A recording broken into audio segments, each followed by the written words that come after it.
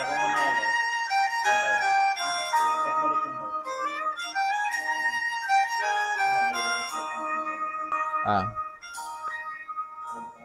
a well of pure water when I'm thirsty and dry, bread when I'm hungry and warm. When the battle is raging, it's my faithful sword, a shelter from life's troubled storm. It's a light to my pathway and a lamp to my feet. When the world gets so dark, you can't see. Alright, so good evening po. Good evening. Magandang gabi po sa inyong lahat. Welcome po sa Real KGB Believers. And we are now signing on. Amen. So pakinggan muna po ang music. Maganda po ang music natin. It is about Bible. It is about the old book.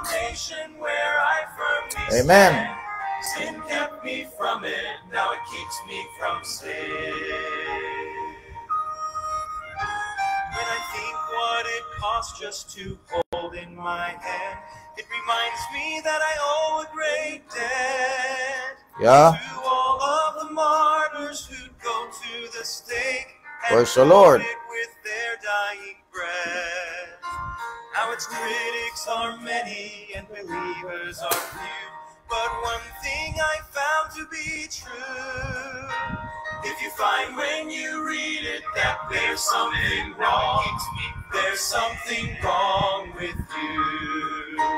This blessed old book Ayan, Sister Nolene. It's true from beginning to end. Sama natin Sister Nolene. It's a solid Sister Karina Tolentino Gregorio. Magandang gabi po. Brother Luis Antonio Sia, good morning. Brother Ranel Clark D. Tabios, good evening, good morning, and good afternoon. Brother Christian Paulo Aurelia, good morning, good afternoon, and good evening. Yan. So we have viewers. At pagkatapos po ng awitin, and we're going to start our discussion on the book of Zechariah. Yan, nakarating na sa abroad na naman, Sister Nolene. Praise the Lord, praise the Lord. Okay, so tayo po ay manalangin na. Let's have a short prayer. Okay, tayo po ay manalangin. Dakirang Diyos na malikha ng langit at lupa muli, Panginoon. Maraming salamat sa oras po nito na ipinagkalob niyo po sa bawat isa po sa amin. Yes, Lord. Especially, Panginoon, sa amin pong tagapagturo, Panginoon, na siya po ay niyo po binigyan ng kalakasang pisikal sa oras po nito. At nawa, Panginoon, patuloy bigyan niyo po siya ng wisdom sa aming pong pag-aaralan about sa Book of Zechariah. Ang continuation, Panginoon, nawa ito'y pagkaroon po ng kaliwanagan ng mga kapatiran na makikinig, pag-aaral lang yung mga salita. Gaya po, Panginoon, sa mga tagapakinig, patuloy na bigyan niyo po ng understanding ang bawat isa, at nang sa gayon, Panginoon, ito din po ay amin pong maituro sa mga ibang kapatiran, mga kapastoran. Maraming salamat po muli, Panginoon. Gabayan niyo po kami sa pag-aaral ng pong mga salita. Ito po aking dalangin. In Jesus' name I pray. Amen. Amen. I-share mo pala ito doon sa ating Brad? Doon sa pinagbilan natin ng computer. Si Chidoro. Wala ka. Okay. So, good evening po. No? And we're going to continue our study in the book of Zechariah. And as we have had our discussion last night, no? And we have done with 7 chapters, no? So, nagbigay po tayo ng some introduction and some few information. Also, the applications, the doctrinal, the prophetic application of every chapters, no? Ulitin po natin yung information natin pong ibinigay, no, sa introduction about Zechariah. Zechariah is Haggai's body, no? Partner po niya yan from the book of Ezra.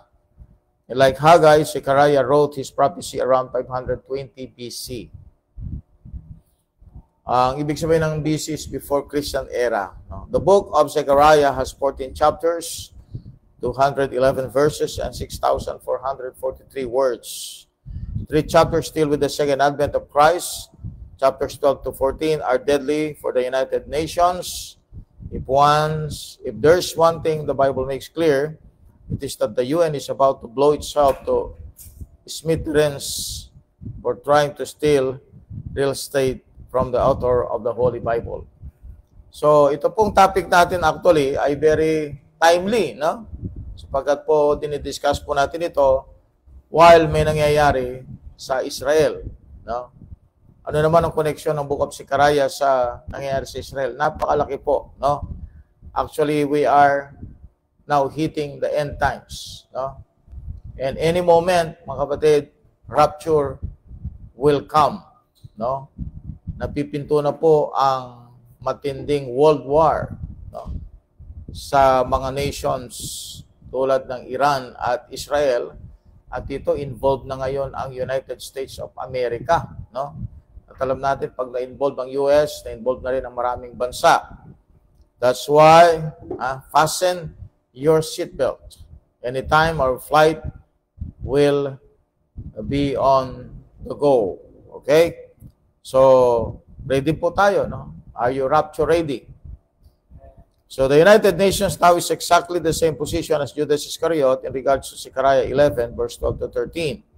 That passage describes Judas' future actions in detail, what he was going to do, how he was going to do it, and what was going to happen to him when he did it.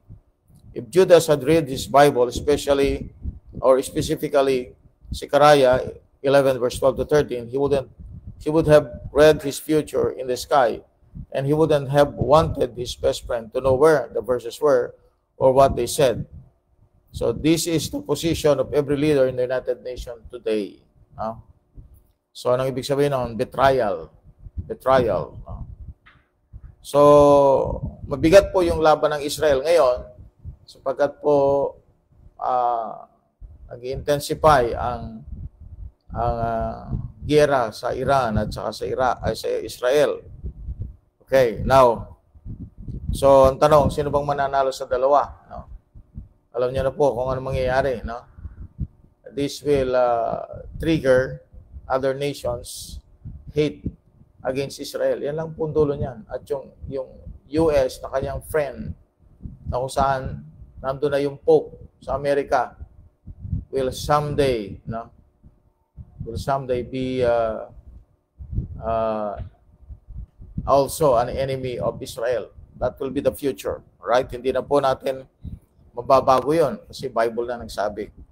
So, pasin natin na America, the Pope is an American. Kaya, yan na, no? At yung alliance ng Amerika ay mapuputol later on yan, no?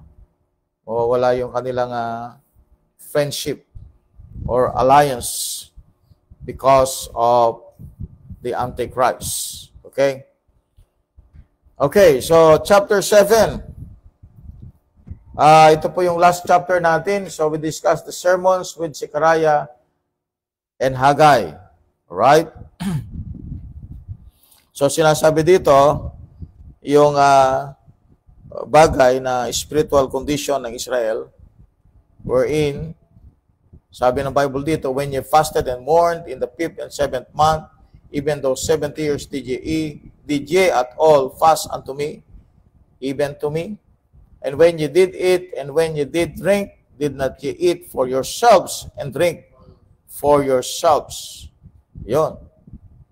Sa verse 11, ito po ang makita nating kasalanan ng Israel, but they refused to hearken and pulled away the shoulder and stopped their ears that they should not hear. So, naging ano sila? Naging rejector sila ng Word of God. Okay? So, chapter 7 is about Haggai and Zechariah preaching and encouraging the remnant of Israel who are rebuilding the temple, no? During this time, they are rebuilding the temple. So, sa time ni Ezra, at yan, time din ni Nehemiah. Si Nehemiah naman, wall ang kanyang rebuild. While the time ng Ezra is the wall, okay? Or the temple, I should say. And there is also a millennial temple, no? Na binanggit, okay? Dito po sa Zechariah. Okay, so I think, umabot na ba tayo doon? Wala pa. Alright, let's go to chapter 8 now. The restoration of Israel in the millennium. Alright? The restoration of Israel in the millennium. So Israel will come back into a monarchical state, or sabihin natin, into a kingdom state. Monarchical, ibig sabihin, king po ang maghahari. And in the millennium, the king will be the Lord Jesus Christ, the King of Israel. And Israel will be restored. At alam niyo po kung ano nangyari sa history ng Israel, right? They were scattered when they were sieged by Babylon, Syria. No? Nawala sila sa kanilang land. So, na-transfer sila sa Babylon. Later on, naging captive din sila or prisoners of war under the Medo-Persian. So, itong time ni Zechariah, time ni Haggai, ito yung time ni Darius, no? Na ang nagro-rule po ay mga Persian. Ang Persian po, sila po yung line ng Iran, no? Iran. Ngayon, Iran is a nation na very old nation. Actually, they are already there at this year, 600 BC. Ando na sila, no? Nation na ang Iran nung panahon na 'yon. Actually, empire sila, no? At tinatawag silang Persian Empire, no? Yung Mede tsaka Persian, nagsama sila kaya Medo-Persian Empire. No? Now, so verse 1 up to verse number 23 talks about the restoration of Israel in the millennium. Pakibasa lang po, verse 1 up to verse, hatiin natin ito. No? Verse number 11. Zechariah chapter 8, verse 1 down to verse number 11. The Bible said, "Again the word of the Lord of hosts came to me, saying, said the Lord of hosts, I was jealous for Zion with great jealousy, and I was jealous for her with great fury. Said the Lord, I am returned unto Zion, and will dwell in the midst of Jerusalem, and Jerusalem shall be called a city of truth, and the mountain of the Lord of hosts, the holy mountain. Said the Lord of hosts, there shall yet old men and old women dwell in the streets of Jerusalem, and everyone with his staff in his hand for every age. And the streets of the city shall be full of boys and girls playing in the streets thereof. Said the Lord of hosts, if it be marvelous in the eyes of the remnant of this people in these days, should it also be marvelous in mine eyes? Said the Lord of hosts. Said the Lord of hosts, behold, I will save my people from the east country and from the west country, and I will bring them, and they shall dwell in the midst of Jerusalem, and they shall be my people, and I will be their God, in truth and in righteousness. Said the Lord of hosts, let your hands be strong, yet that hear in these days these words by the mouth of the prophets, which were in the day that the foundation of the house of the Lord of hosts was laid, that the temple might be built. For before these days there was no hire for man, nor any hire for beast, neither was there any peace to him that went out or came in because of the affliction. For I set all men every one against his neighbor. But now I will not be unto the residue of this people, as in the former days, saith the Lord of hosts. All right. So verse 7, ito yung verse na God is going to restore Israel. God is going to save Israel from Gentile captivity. Verse number 8, verse number 7, thus said the Lord of hosts, behold, I will save my people from the east country and from the west country. Now, according to scholars, mga Bible scholars, they believe that because verses 4 to 5 found temporary fulfillment in Ezra and Nehemiah, and because verses 6 was quoted by Christ in Mark 12 verse 11, Matthew 21 verse 42, that the whole chapter was fulfilled in the past. No? Ito yung kanilang tinuturo ngayon, yung mga scholars, na lahat ng mga nasa chapter chapter 8. All right? All the discussions in chapter 8. Sabi nila, okay, dito lang 'yon, past. In the past, hindi sa future, hindi rin sa present. So, in the past, ibig sabihin, nangyari na ang lahat ng nakalagay sa chapter number 8. Okay, so alam natin yan ang kadalasang nangyayari sa mga prophecies ng Old Testament. Kapag ka-interpret ito ng ilang mga scholars or sabihin natin ilang nagtuturo ng Bible, at ang nangyayari, yung mga verses na ito ay dahil sa past na siya, no, na ginagawang spiritualize na lang o ina-allegorize na lang. Okay. Wala na siyang literal application sa future. Alright, so they said that chapter 8 is in the past. Dito lang sa time na ito. Okay, not in the future. Okay? Of course, alam natin na hindi po iyon tama, no? Kaya, ano ba yung tama? So, yung chapter 8, okay, ito yung 8. No? Chapter 8 will be in the time of the millennium. Alright? So, itong restoration of Israel is not in the past, hindi sa time ni Nehemiah at ni Ezra. Okay? Now, compare verse 2 with Isaiah 34 verse 2, Isaiah 63 verse 1 to 6, and Isaiah 66 verse 15. If you compare verse 2, ano ba itong verse 2? Thus saith the Lord of hosts, I was jealous for Zion with great jealousy, and I was jealous for her with great fury. So that is also future. Compare verse 3 with Psalms 2 verse 6 and Isaiah 2 verse 2 to 3. So that will be future again. Compare verse 7 to 8 with Isaiah 11 verse 11 to 12 and Jeremiah 23 verse 8, Jeremiah 31 verse 7 to 8, and that's again future. Compare verse 8 with Hosea 1 verse 10 to 11 and Jeremiah 30 verse 18 to 22, Jeremiah 31 to 33, that's again future. Compare verses 21 to 23 with Isaiah 2 verse 2 to 3, Isaiah 60 verse 1 to 12, Zechariah 14 verse 16 to 21, Malachi 1:11, it's again future. So those are all Second Advent references. None of those prophecies have been fulfilled from 536 BC when Zechariah wrote until today. No? So lahat po ng nakalagay sa chapter 8 it is to be fulfilled in the future, Second Advent and the millennium.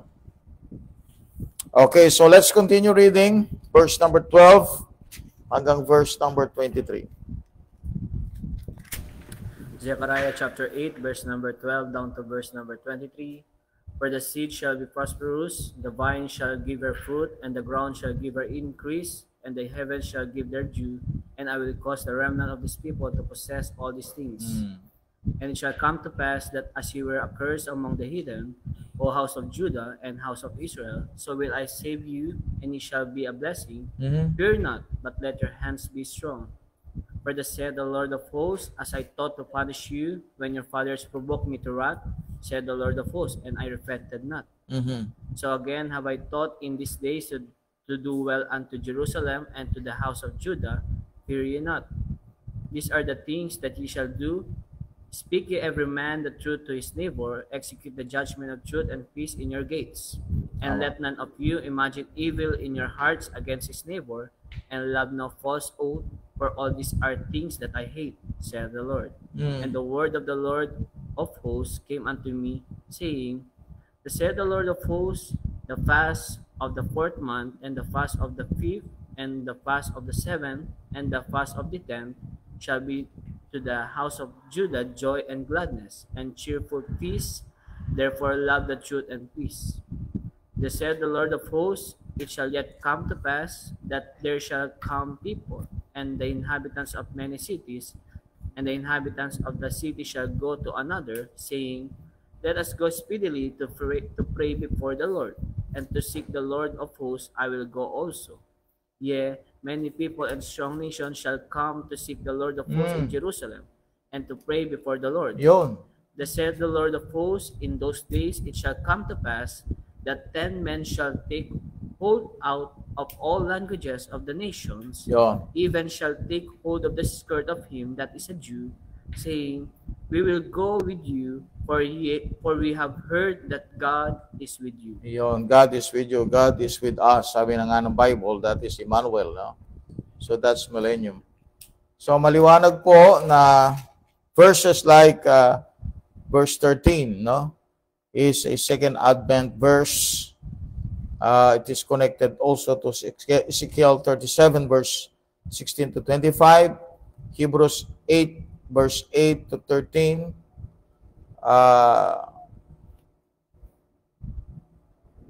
verse 8 is also connected to Zephaniah 3:5. Again, no? So we cannot trust the Bible scholars. What we can trust is only the Holy Spirit that will interpret to us, no, this book. So comparing spiritual things with spiritual, that is the right interpretation. No?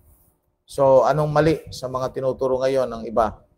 Ang sinasabi nila, itong Zechariah chapter 8 ay nangyari lang ito noong panahon nila Ezra at nila Nehemiah. Of course, alam natin mga kapatid na hindi po ito totoo at wala po itong tibay na basihan. So this is all a prophecy of the future.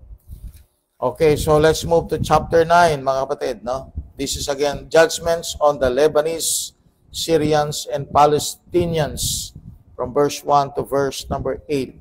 Basahin. Zechariah chapter 9, verse 1 to 8, the Bible said, The burden of the word of the Lord in the land of Hadrach and Damascus shall be the rest thereof.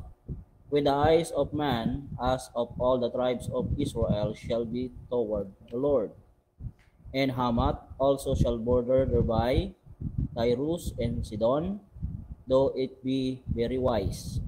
And Tyrus did build herself a stronghold, and heap up silver as the dust, and fine gold as the mire of the streets.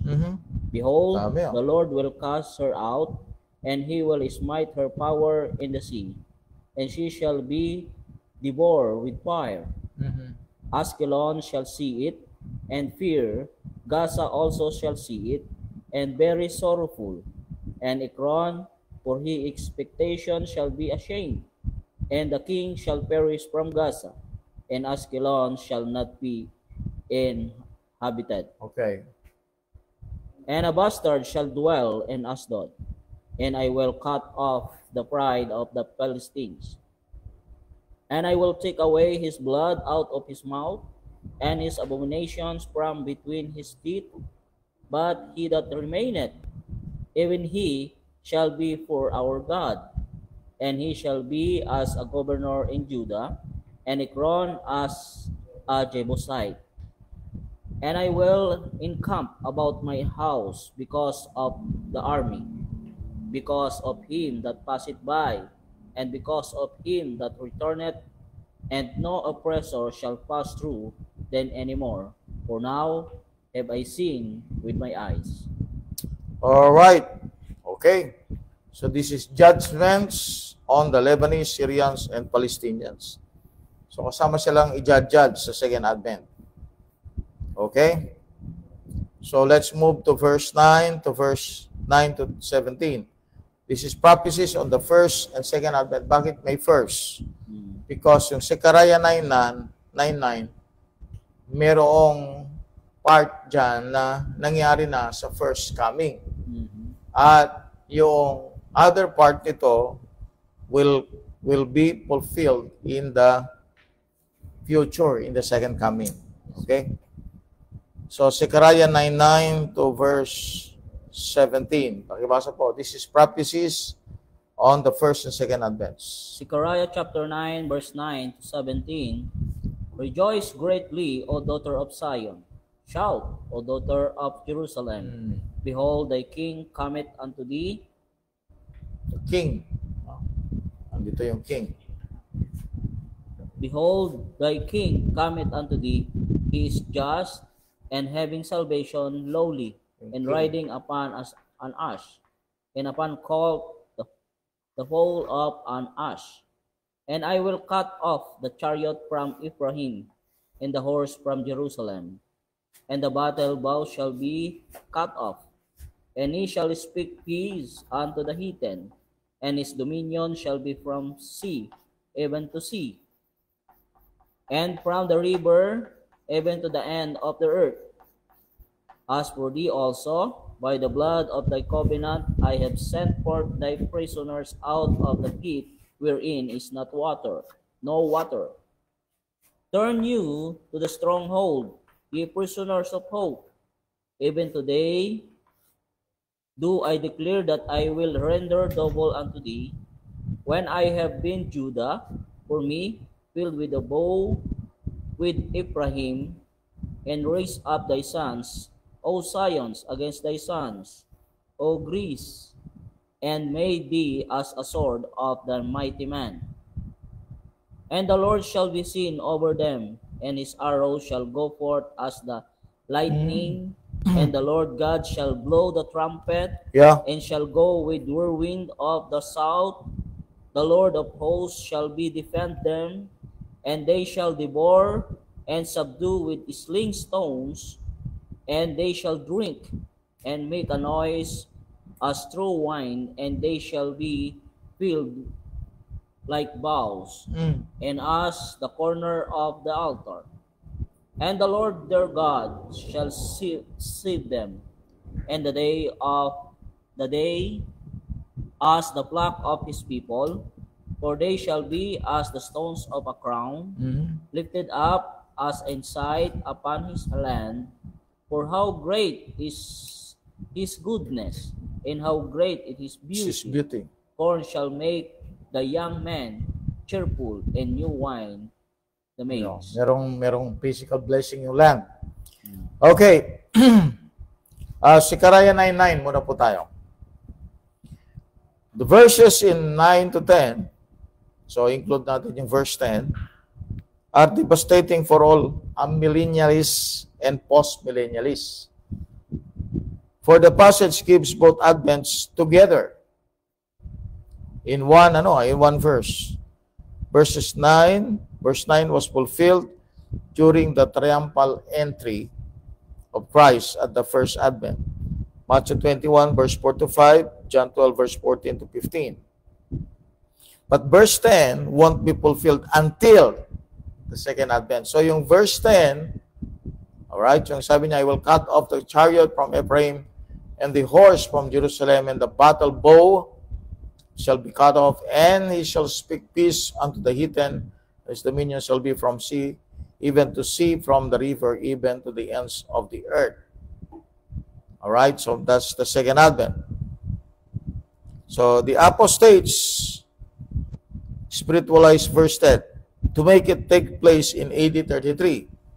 Sabi nila, yung verse 10 daw ay nangyari dito sa panahon ng crucifixion ni Christ. Okay? AD 33.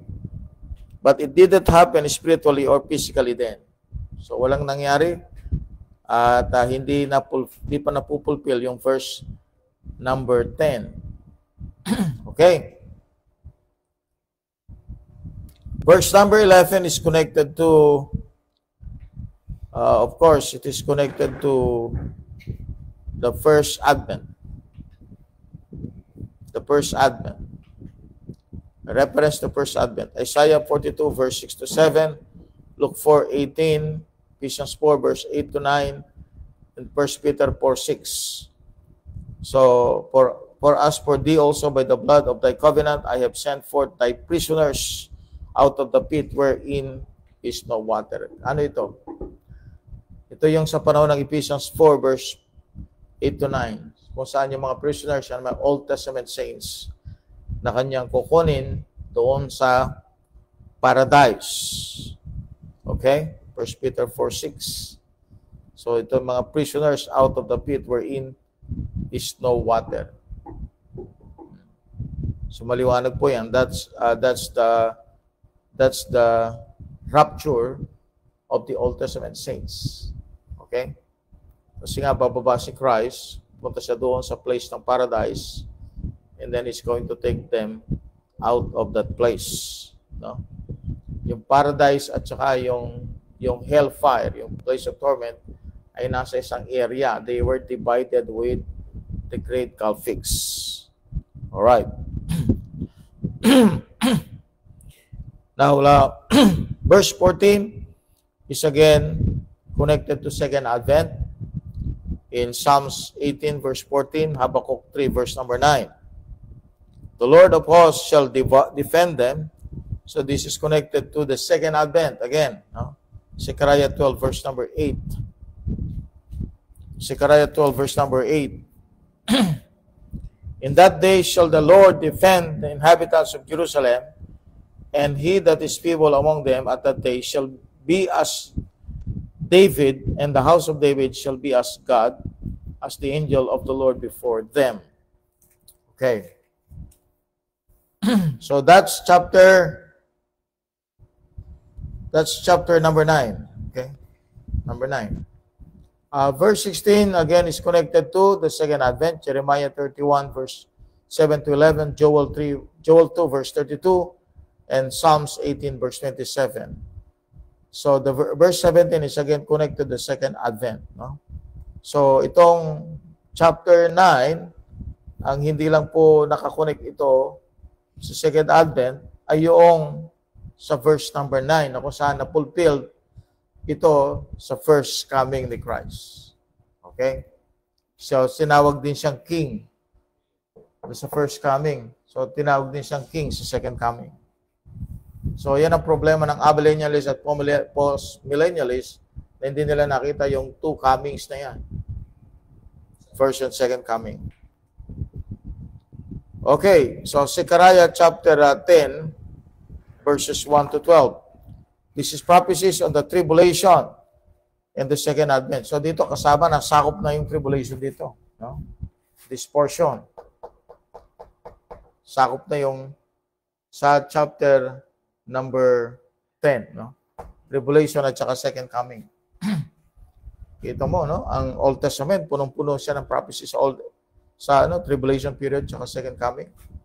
So pag nabasa mo ang Bible, hindi mo mamimiss yung mga events na yan. Alright, Zechariah 10 verse 1 to verse number 12. Pakibasa lang po.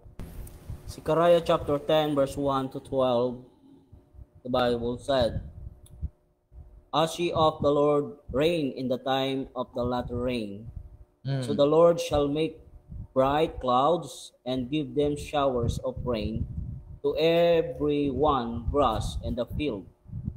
For the idols have spoken vanity, and the diviners have seen a lie, and have told false dreams. They comfort in vain. Therefore they went their way as a flock. They were troubled because there was no shepherd. My anger was kindled against the shepherds, and I punished the goats. For the Lord of hosts hath visited his flock, the house of Judah, and hath made them as his goodly horse in the battle. Out of him came forth the corner, out of him the nail. Out of him the battle bow, out of him every oppressor together. And they shall be as mighty men, which tread down their enemies, and the mire of the streets and the battle. And they shall fight, because the Lord is with them. And the riders of horses shall be confounded. And I will straighten Talagang ang nation Israel. the house of Judah, Nation and I na will puno ng save gera. the house of Joseph, and I will bring them again to place them, for I have mercy upon them. And they shall be as though I had not cast them off, for I am the Lord their God, and will hear them. And they of Ephraim shall be like a mighty man, and their heart shall be rejoiced as through wine. Yea, their children shall see it, and be glad. Their heart shall rejoice in the Lord. I will ease up for them and gather them, for I have redeemed them, and they shall increase as they have increased. And I will sow them among the people, and they shall remember me in far countries, and they shall live with their children and turn again. I will bring them again also out of the land of Egypt, and gather them out of Assyria, and I will bring them into the land of Gilead and Lebanon, and place shall not be found for them. And they shall pass through the sea with affliction, and shall smite the waves in the sea, and all the deeps of the river shall dry up. And the pride of Assyria shall be brought down, and the scepter of Egypt shall depart away.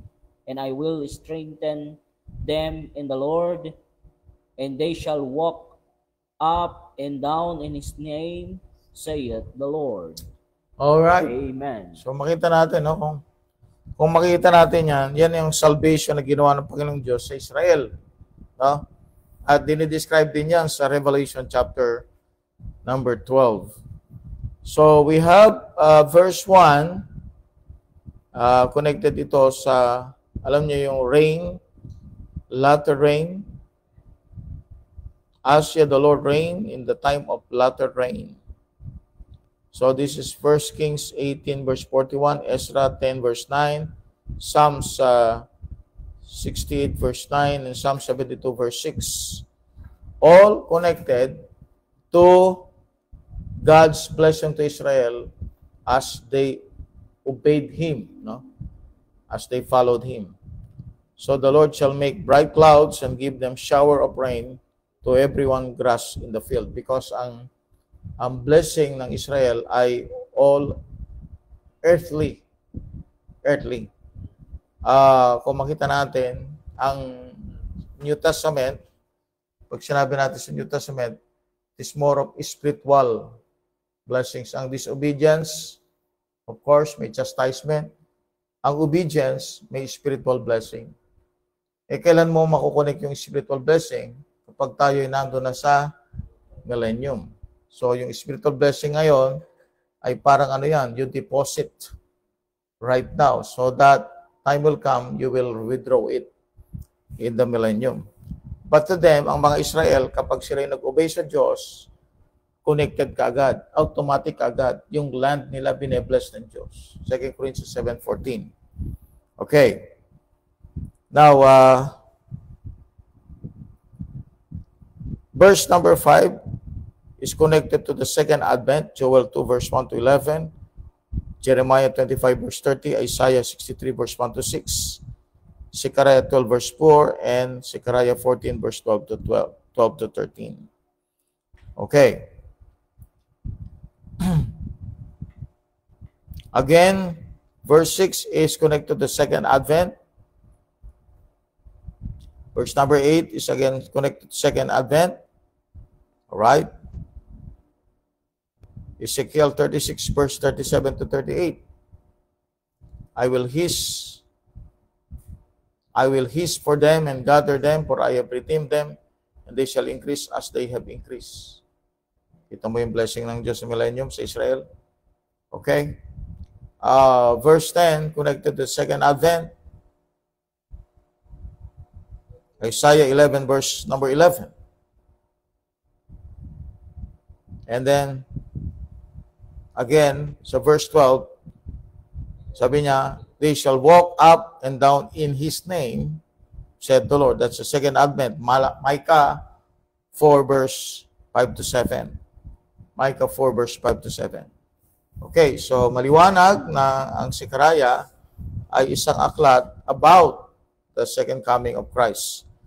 Alright, Zechariah 11. This is an illustration of Israel in the church age.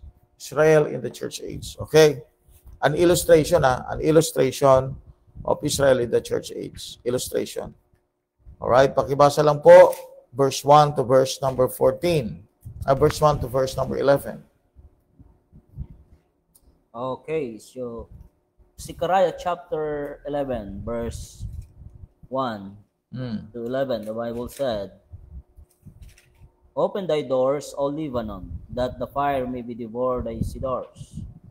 Howl, fir tree, for the cedars is fallen, because the mighty are spoiled. Howl. Howl, O ye oaks of Bashan, for the forest of the vintage is come down. Come down. There is a voice of the howling of the The shepherds, shepherds. for their glory is spoiled. A voice of the roaring of young lions, for the pride of Jordan is spoiled. Thus saith the Lord my God, feed the flock of the slaughterer, whose possessors slay them and hold themselves not guilty, and they that sell them say, Blessed be the Lord, for I am rich, and their own shepherds pity them not. For I will no more pity the inhabitants of the land, saith the Lord, but lo, I will deliver the man every one into his neighbor's hand, and into the hand of his king, and they shall smite the land, and out of their hand I will not deliver them. And I will feed the flock of slaughter. I will not feed. Even you, O poor of the flock, and I took unto me 2 staves, the one I called Beauty, and the other I called Band, and I fed the flock. 3 shepherds also I cut off in 1 month, and my soul loathed them, and their soul is Abhorred me. also abhorred me. Then said I will not feed you. That dieth, let it die, and that is to be cut off, let it be cut off. Yep. And let the rest eat every one that flesh of another. And I took my staff, even Beauty, and cut it asunder, that I might break my covenant with I had made all the people. And it was broken in the day, and so the poor of the flock that waited upon the knew that it was Upon me. the word of the Lord. And it was broken in that day, and so the poor of the flock that waited upon me knew that it was the word of the Lord. No? So makita natin, during the time of the church age, ang Israel ay blind, and they are suffering a lot in the time of the church age. Church age is about 2,000 years. No? So kung ang Israel ay suffering, they are suffering up until this time for about 2,000 years. No? I-add pa natin yung captivity nila. Hindi, ang haba ng struggle ng Israel, no? Okay? So, picture talaga sila ng, they picture God as a covenanted God, no? They are God's covenanted people. At dahil sa nangyayari sa kanila, alam ng mga tao yon, ng Israel ay hindi naging tapat sa kanyang Diyos. Alright, verse 12 to 14 is a prophecy on the first advent. Pakibasa lang po. No? Ito ay directly connected kay Judas Iscariot. So Judas Iscariot was written before he was born. At kung anong gagawin niya sa Panginoon. Verse 12 to verse 14. Zechariah chapter 11, verse 12. And I said unto them, if you think good, give me my price. And if not, forbear. So they weighed for my price 30 pieces of silver. And the Lord said unto me, cast it unto the potter, O goodly price that I was priced of them. And I took the 30 pieces of silver and cast them to the potter in the house of the Lord. Then I cut asunder my other stuff, even bands, that I might break the brotherhood between Judah and Israel. All right. Sige, that's the prophecy of the first advent. Okay? So, verse number 15 to 17, this is prophecy concerning the Antichrist. So, ang pansin natin yung Zechariah, yung book of Zechariah, hindi siya naka-sequence, hindi siya naka-arrange in order, no? Parang may mga topic dito about Israel sa church age. Again, may topic na naman about tribulation, about second coming. We hear prophecy concerning the Antichrist, verse 15 to 17. Ito yung Antichrist na tinawag na idol shepherd. Naalala ko ito nung nag-preach kami doon sa Tacloban. Tinatanong sundalo na sila yung nagsisecurity sa pagdating ng Pope. Meron kaming malaking banner na nakalagay doon. Woe to the idol shepherd. Dahil na kami, na discover kami, nagpipreach kami, na para bang ang dating, parang we are, nagrarally kami laban sa pagdating ng Pope. Nakita nila yung banner namin, laki. Tapos yung mukha ng Pope, naka-cross pang gano'n. So sabi ng kung hindi kayo laban sa Pope, bakit ganyan ang inyong banner? Woe unto the idol shepherd. Sabi ng isang kapatid, hindi ko na lang sasabihin. Sabi niya, yung woe dyan, sir, ibig sabihin niyan, welcome. Welcome to the idol shepherd. Ito ng mga polis. Ganon-ganon lang. Woe, ano yan negative yan negative word yan. Okay? So, prophecy concerning, naalala ko lang po, yung time na pagdating ng Pope noon, yung isang Pope, okay, dapating sa Philippines. Woe to the idol shepherd. Welcome. Okay, verse 15 to 17. Diba, nahalata ng police na talagang kalabang kami. Kasi merong mga nakulong na ng mga Americans kasama ko. Dahil nag-street preaching nga kami sa Tacloban, na nag-pass out kami ng mga tracts ng title ay Patay na si Papa. Patay na si Santo Papa. Okay, sige. Verse 15 to 17. Okay, Zechariah chapter 11, verse 15 to 17. And the Lord said unto me, Take unto thee yet the instruments of a police shepherd. For lo, I will raise up a shepherd in the land, which shall not visit those that be cut off, neither shall seek the young one, nor heal that is broken, Nor feed. That standeth still, but he that eat the flesh of the fat, and tear their clothes in pieces. Woe to the idol shepherd that liveth the flock. The sword shall be upon his arm, and upon his right eye. Ayun na, his right arm shall be clean, dried up, and his right eye shall be utterly darkened. Yun yung right eye. Yun pala yung. Kaya, right eye, nakatakip na gano'n. Bira, one eye siya. One eye, idol shepherd. Idol shepherd. Okay, so, chapter 11,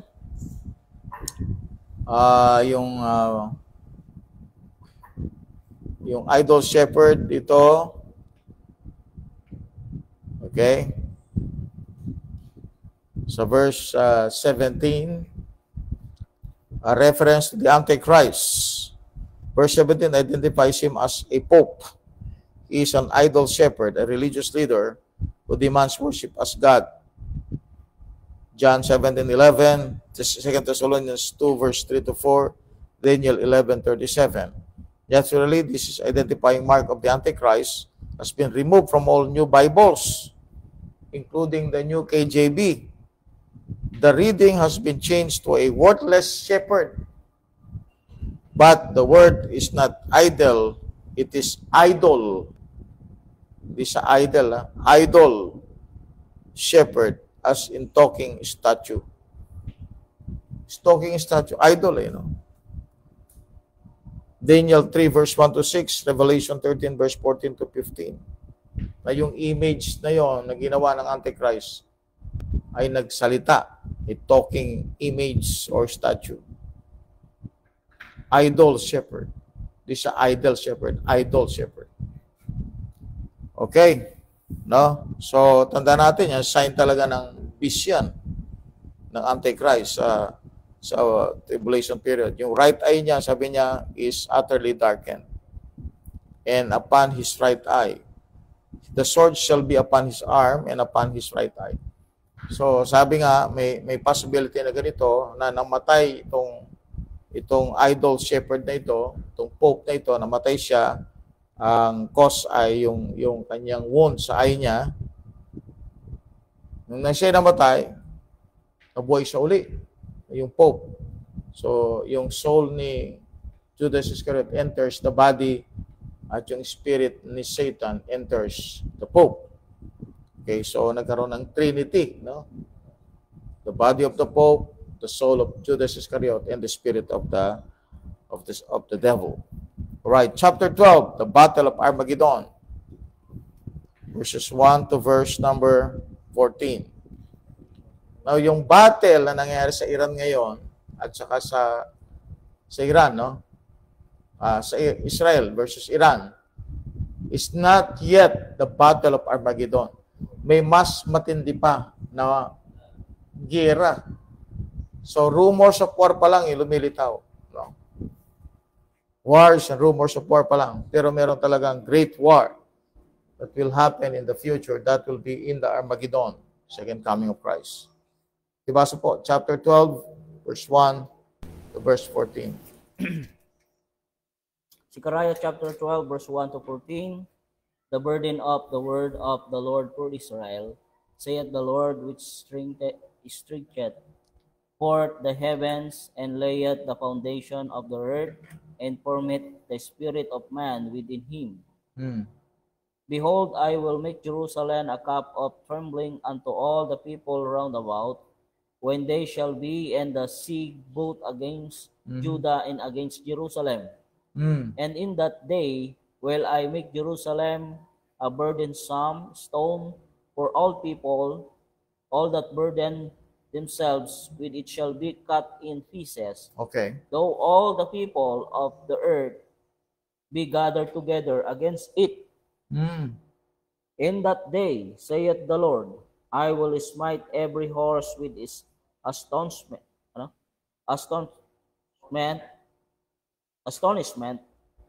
and his rider with madness. Second coming, ano? And I will open my eyes upon the house of Judah, and will smite every horse of the people with blindness.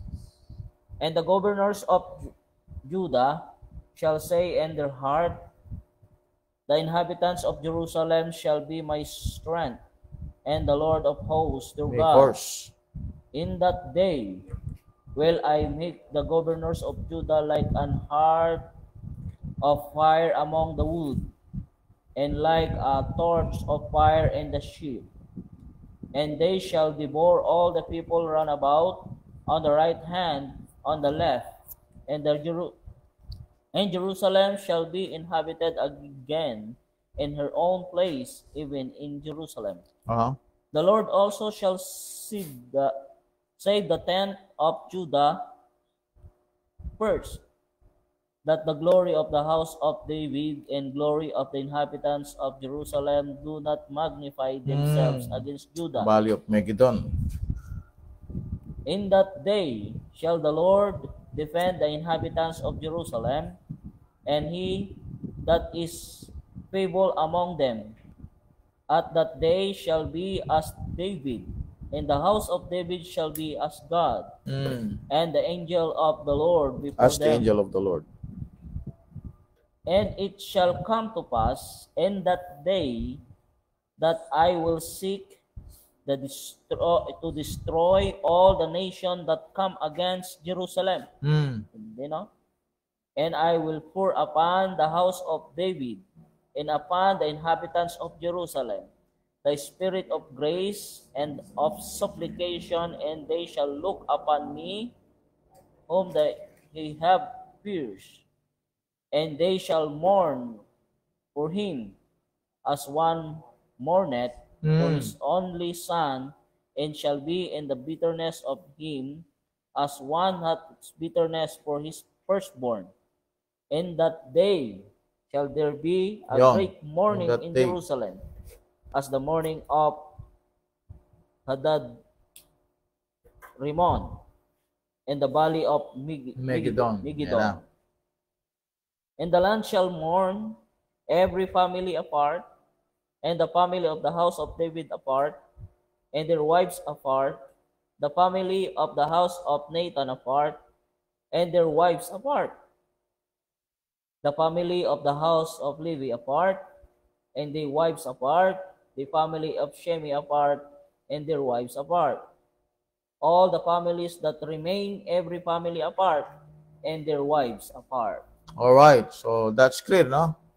Identification talaga na this chapter is the battle of Armageddon, no? Chapter 12 verse 8, observe that the general in charge of defending Jerusalem is the one who made every man in all the armies opposing it. The nations will not just be fighting another man or just a Jew, they will be fighting against their maker. Isaiah 45 verse 9. So they're not just fighting a man, they are fighting their maker. Isaiah 45 verse number 9. See? Okay. Now, yung verse 10, sabi ng Bible, they shall look upon me whom they have pierced, and they shall mourn for him. So that is the picture of the crucifixion. So sa mga modern Bibles ngayon, hindi na yan pierce, kundi hinak ng axe, yung likod, yung back.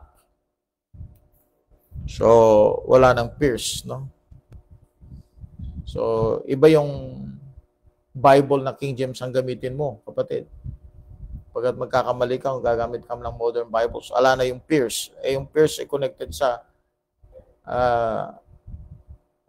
crucifixion ni Christ, no? Whom they have pierced.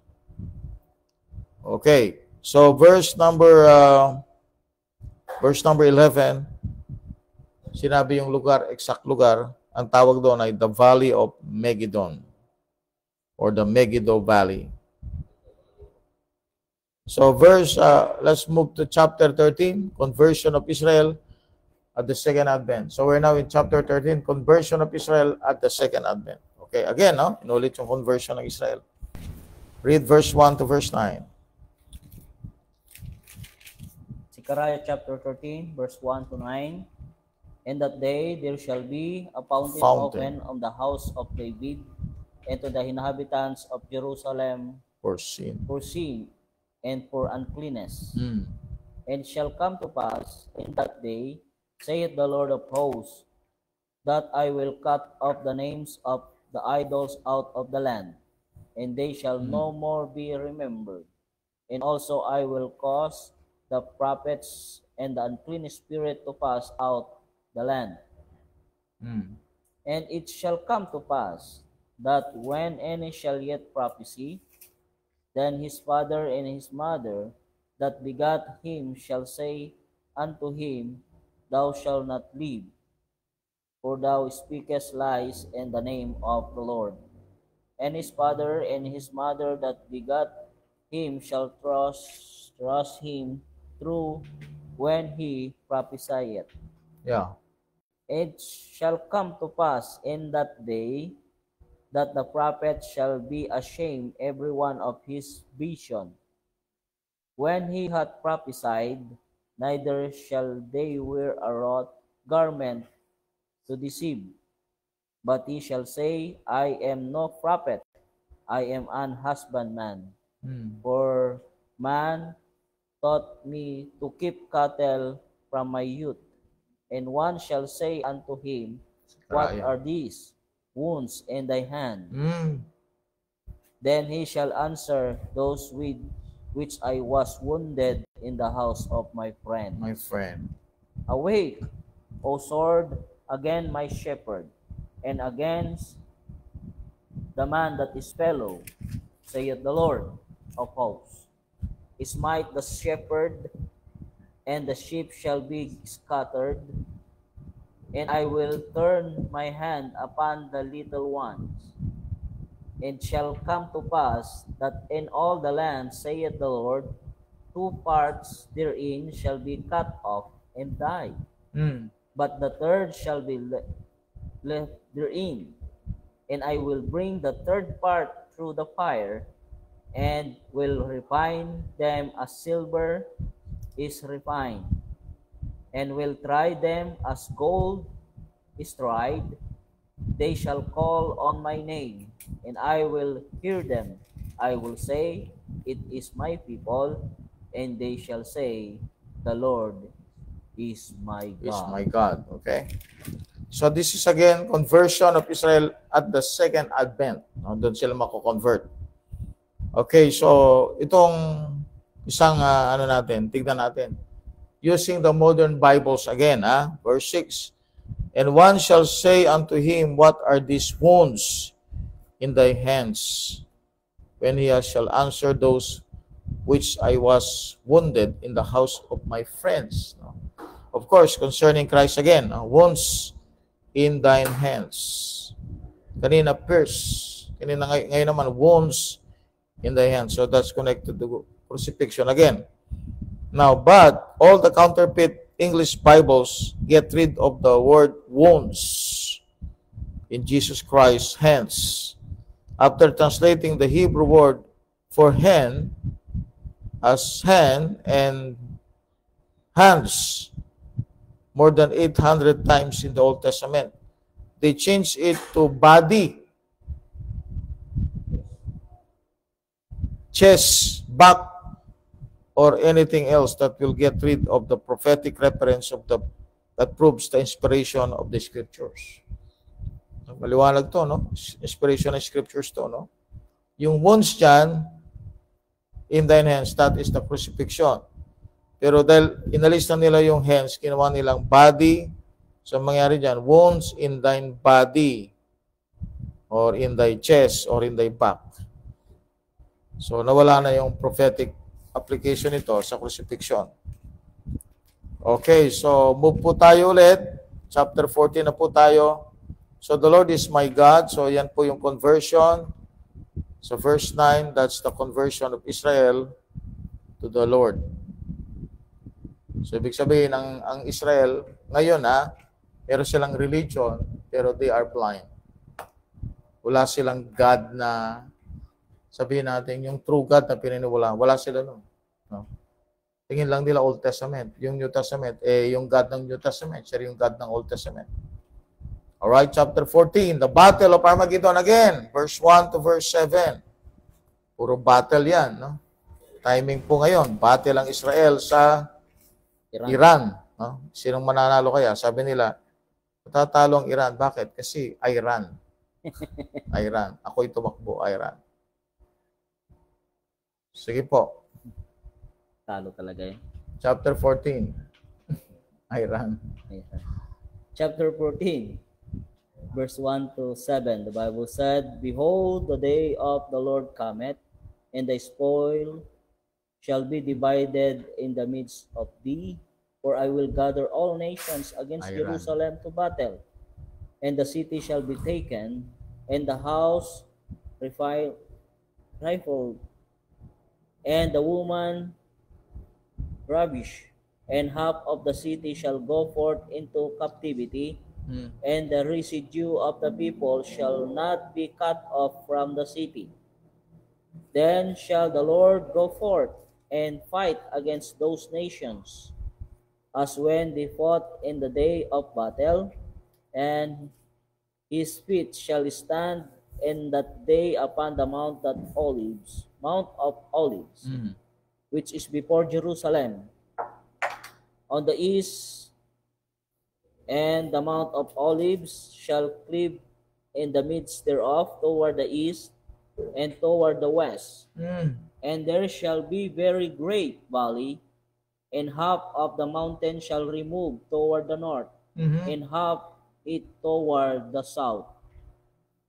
And ye shall flee to the valley of the mountains, and the valley of the mountains shall reach upon Asal, yea, he shall flee, like as fled before the earthquake and the days of Uzziah, king of Judah, and the Lord my God shall come in all the saints with thee. It shall come to pass in that day that the light shall not be clear, nor dark, but it shall be one day which shall be known to the Lord, not day nor night, but it shall come to pass that at evening time it shall be light. Alright, so very clear po yan. Describe yung Armageddon. Okay, the Battle of Armageddon. So yung mga saints na nakalagay doon, sa verse 5, saints. Sabi niya, all the saints with thee. Alright? So this is the second advent, the saints in Deuteronomy chapter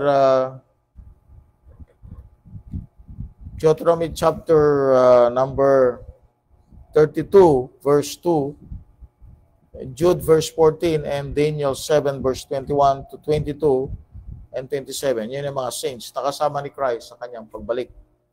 That's the Battle of Armageddon, the saints. They are the armies of the Lord. Okay? Okay, so verse 8 to verse number 11, the millennial reign. Verse 8 to 11, and it shall be in that day that living water shall go out from Jerusalem, half of them toward the former sea, and half of them toward the hinder sea. And summer and in winter shall it be. And the Lord shall be king over all the earth. In that day shall there be one Lord, and his name one. Yeah. All the land shall be turned as a plain from Giva to Ramon south of Jerusalem. It shall be lifted up and inhabited in her place, from Benjamin's gate unto the place of the first gate, unto the corner gate, and from the tower of Hananel unto the king's wine presses. And men shall dwell in it, and there shall be no more utter destruction, but Jerusalem shall be safely inhabited. Okay. So, may na-miss tayo sa verse 4, no? Ito maganda, no? Di ba yung Mount of Olives siya ay mountain siya, no? Na sabi ng Bible, yan mountain. So, yung foot, yung pagbabagsak si Christ dito sa kanyang second coming. No? So, this Mount of Olives right now, buo siya ngayon. But in the time of the second coming of Christ, so this Mount of Olives will be divided. Magdi-divide siya. No? Magkiklib. Magkakaroon ng hukay yan. Magkakaroon ng hukay. Magkiklib. At ang sabi ng Bible, which is before Jerusalem, on the east, and the Mount of Olives shall cleave in the midst thereof, toward the east and toward the west. And there shall be a great valley, very great valley. So maghihiwalay yan, and there will be a great valley, great valley. So this great valley, ito yung dito na, di ba yung mga bulkan, di ba? Sa ilalim ng bulkan, ano yun, mga apoy. Kaya yung mountain ay burning mountain, no? Burning mountain. So dito, yung fire. Tama? Oh.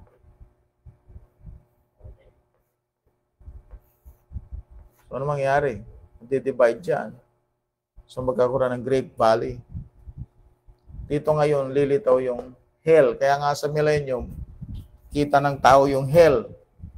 Literal nila nakita yung hell. Kasi may dahil dyan sa Great Valley. Okay, doon sa verse 8 to verse number 11, binasa, that's the millennial reign of Christ. No? So verse 9, and the Lord shall be king over all the earth, in that day that there shall be one Lord and His name one. Okay. One Lord and His name one. Ano yung name one, no? One Lord, okay? Siya lang ang Panginoon, and His name one. No? Ibig sabihin ba ng His name one? Ibig sabihin ang pangalan niya ay one? And His name one. Name niya ba one? No. His name is, of course, the Lord. No? Yan ang tawag nila sa Panginoon eh, di ba? The Lord. That's the Adonai, no? Sa yung 4-letter words nila na hindi nila napopronounce yun. So sa English, when they translated it, yung unpronounced 4-letter words na yun, gumawa sila ng equivalent noon sa English. Capital L-O-R-D, Lord. Sa Old Testament, ang Panginoon nagpakilala sa Israel as the I Am. Kay Moses, I am. Later on, naging name sa kanya ay yung Jehovah, no? Which of course sabihin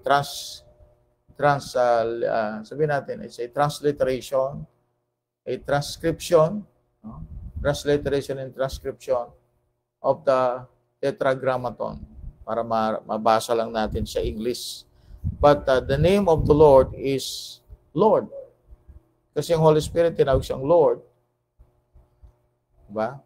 The Lord Jesus Christ, tawag siyang Lord. The Father is called Lord. Sabi nga ng Matthew chapter 28, baptizing them in the name of the Father, not names. The name of the Father, the Son, and the Holy Spirit. What's the name of the Father? The Lord. Okay, the Lord. Okay, verse number 12 to verse number 15. This is the Battle of Armageddon. Balik ulit sa Battle of Armageddon. Okay, so Zechariah chapter 14, verse 12 to 15. And this shall be the thing wherewith the Lord will smite all the people. And it shall be the plague wherewith the Lord will smite all the people that have fought against Jerusalem.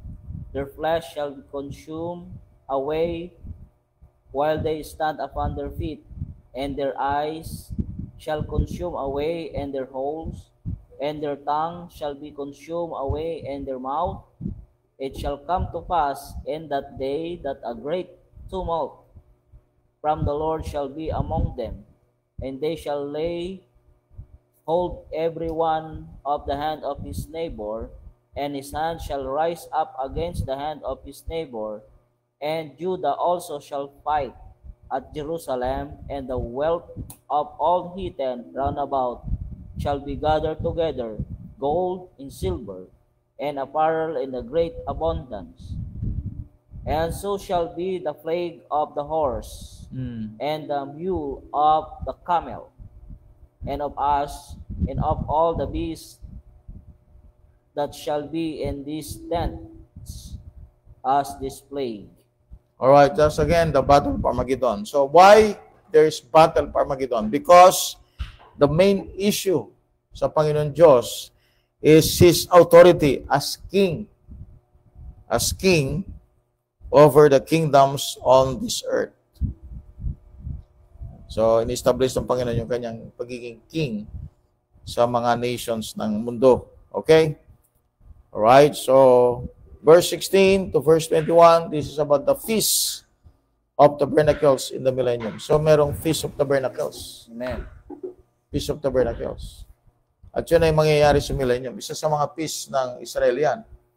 And there will be peace in the millennium. The Feast of Tabernacles.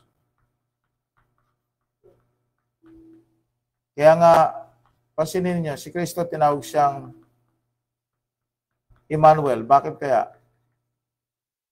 God with us. Yun ang ibig sabihin ng Emmanuel, right? So, ibig sabihin, God, so yung Feast of Tabernacles pictures that God is with Israel. Because yung tabernacle, yun ay place ng dwelling place ng Diyos yan. So God is with Israel. Kaya nga ang purpose ng Feast of Tabernacles, yan po yung pagdudwell ng Diyos sa earth. Okay? Through the tabernacle. Sige po, Zechariah chapter 14, verse 16 to 21.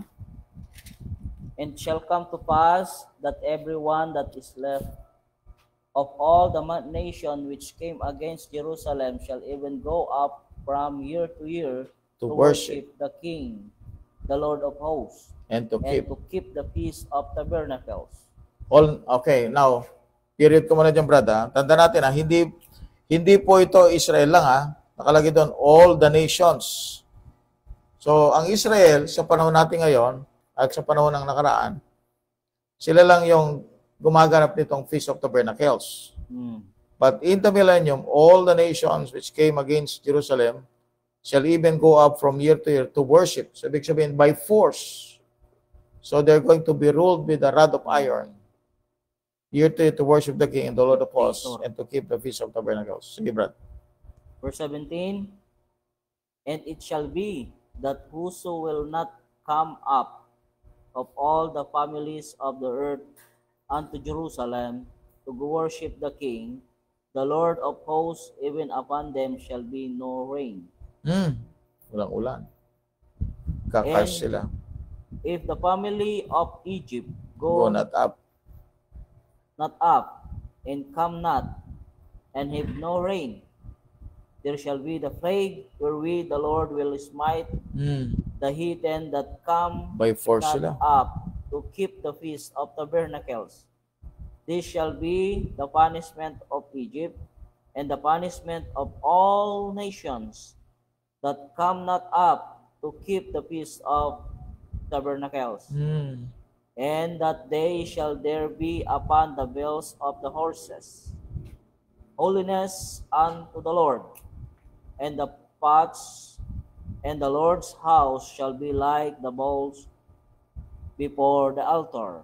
Yea, every pot in Jerusalem and Judah shall be holiness unto the Lord of hosts, and all they that sacrifice shall come and take up them, and sit therein, and in that day there shall be no more the Canaanites in the house of the Lord of hosts. Alright, so ito, no? Pansinin ninyo, yung Feast of Tabernacles, sino kumopya niya ngayon? Nung nagpipilgrimage sa Saudi, sa Riyadh. Ay, Mecca yun, ano? Mecca, tama. Sa Mecca. Sino yung nagpipilgrimage sa Mecca? Mga Muslim. Saudi, right? Oh. Ano yung pinupuntahan nila yun? Tent yun. Tent. Kaaba. Sa gitna, sa loob nun ay yung black stone. Pinaniwalaan nilang galing sa langit yun, sa outer space. So, copycat ng Muslim. Sa kanila, idolatry. Dito, itong Feast of Tabernacles ito yung pag-worship sa Diyos. Okay? By force ito. Yung Egypt, winarningan dito. Pag hindi sila pupunta, God will punish them. And the punishment of all nations that come not up to keep the Feast of Tabernacles. Ano yun? Walang rain.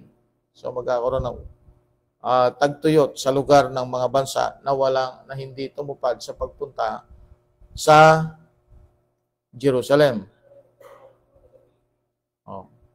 Ta-travel sila, no? Pastor, bakit layo naman?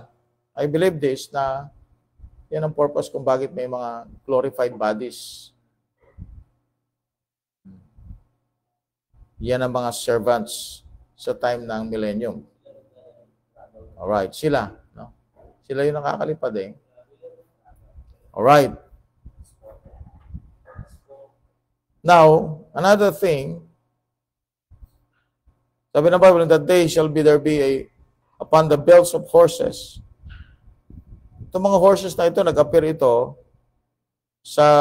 kanina sa Battle of Armageddon na in-explain natin kanina. Lumabas yung horses. At dito lumabas ulit yung horses. Sabi niya, and the pots in the Lord's, in that day there shall be upon the belts of the horses holiness unto the Lord, and the pots in the Lord's house shall be like the bowls before the altar. Okay? Yung mga horses ay ginamit yan as sasakyan laban sa mga enemies ng Israel. The horses from galing sa langit, no? Now, another thing in verse 21, yea, every pot in the Jerusalem and Judah shall be holiness unto the Lord of hosts. And all they that sacrifice shall come and take of them, and sit therein, in that day there shall be no more the Canaanite in the house of the Lord of hosts. Yung Canaanite, excluded sila, no? Hindi sila part ng when all the nations come to Jerusalem to worship the Lord. One group, the Canaanites, is not allowed to come into the temple. So, verse 21, at the end of one of the most victorious chapters for Israel in the Bible, is a racist judgment against one race, exactly as you find Paul stereotyping the same group in Titus 1, verse 12 to 13. The curse placed on Canaan, okay, creeps all the way into the millennium. So yung sumpa sa Genesis 29, verse 25, sino yung kinars? Curse is Canaan, the servant of servants. So yung curse na yun sa Genesis 9:25, hanggang millennium, when all the nations come to worship the Lord, one group, only the Canaanites are not allowed. So the original inhabitants of Palestine were Canaanites. So if a man is a Palestinian, he is a servant of servants who will be thrown off the Temple Mount. Kaya yung Palestinian, hindi siya part talaga ng Temple Mount. Okay, so that's Zechariah, no? Full pack tayo, no? Ng prophecy. Pag nagkamali pa naman kayo sa dami ng ating napag-aralan, pag nagkamali pa naman kayo kung anong nation ang inyong susuportahan, no? Baka mamaya, yung iba sa atin pa dyan, nagsusupport pa ng Iran, no? Matatalo ang Iran kasi Iran. Tapos, Tehran. Sabi ng ate, Tehran. Okay. Hindi sila talaga mananalo sa Israel. Okay, so let's pray. Nalangin na po tayo. Tayo po'y magtapos sa panalangin.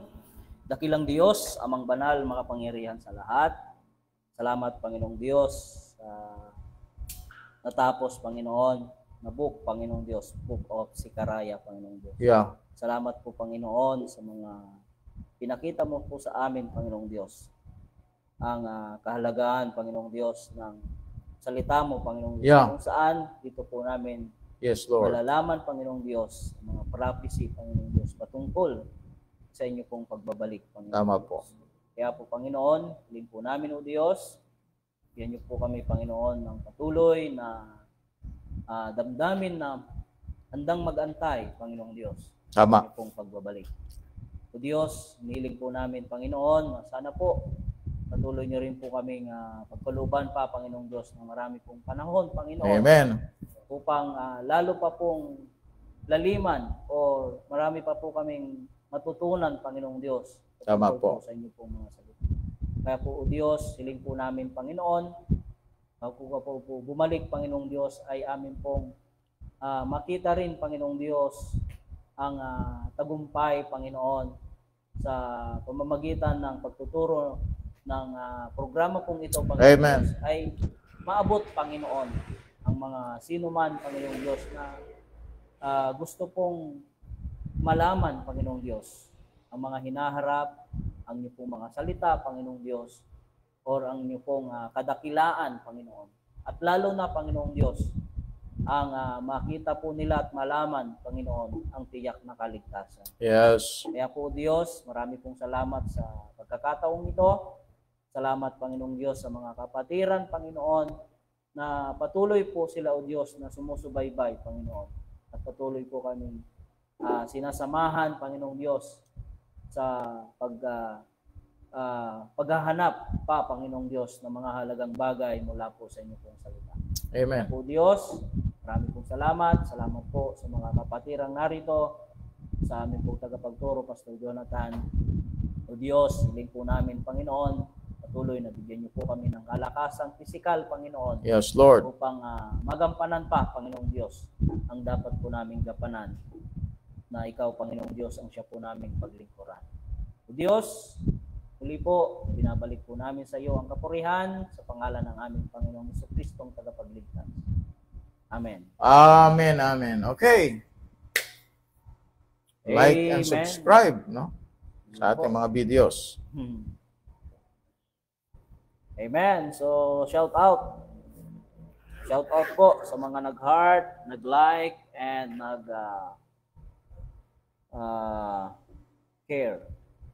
So, shout out to Brother Abishai Chris, yan, Sister Kalyana Rose Gonzales Nicolas, Brother Jocelyn Asam, Pastor Manuel Soriano, Sister Lobelia Daulo Patungan, Sister Mariel Castañeda, Nolan May Francisco Pileña, Brother John Ramos Salvador, Brother Ranel Tabios, Tense de la Cruz, Cesar Azar Alcantara, Christian Paul Arelia, Ning Gregorio Tolentino, Alvin Santander, John Cornelia Dumawan, Amen. Grande Pacanya Panilag, M.R. Grifel, si Karina Tolentino Gregorio, at maging po si Pastor Hilario Valdez Jr., at maging po si Pastor Wise Gabino Abito and Sister Shara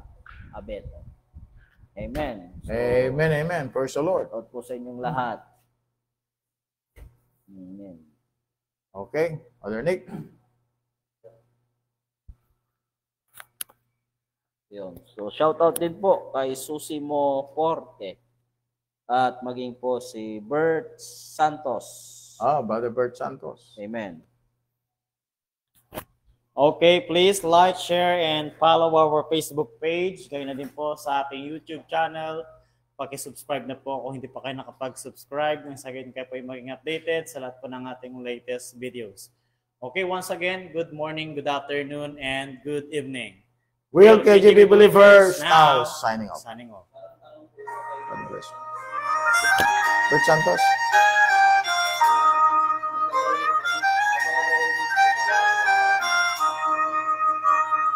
Yeah, sa milenyo. Yeah. Si Isaiah 11, makita mo. Yung child doon, tinatawag siyang 100 years old. Isaiah 11. Yung young child, yung child, tinatawag siyang child. 100 years old na siya.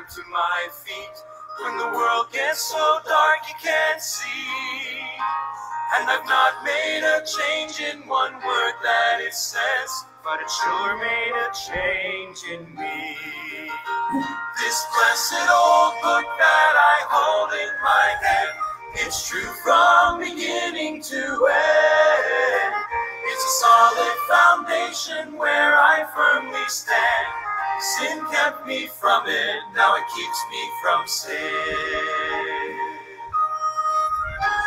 When I think what it costs just to hold in my hand, it reminds me that I owe a great debt to all of the martyrs who'd go to the stake and voted with their dying breath. Now its critics are many and believers are few, but one thing I found to be true, if you find when you read it that there's something Isaiah wrong, 65:20. there's something wrong Isaiah with 65:20. you. This blessed old book that I hold in my hand, it's true from beginning to end. For the child shall die 100 It's a years. solid foundation where I firmly stand. Sin kept me from it, now it keeps me from sin. This blessed old book that I hold in my hand, it's true from beginning to end. 65:20. It's a solid foundation where I firmly stand. Sin kept me from it, now it keeps me from sin. This blessed old book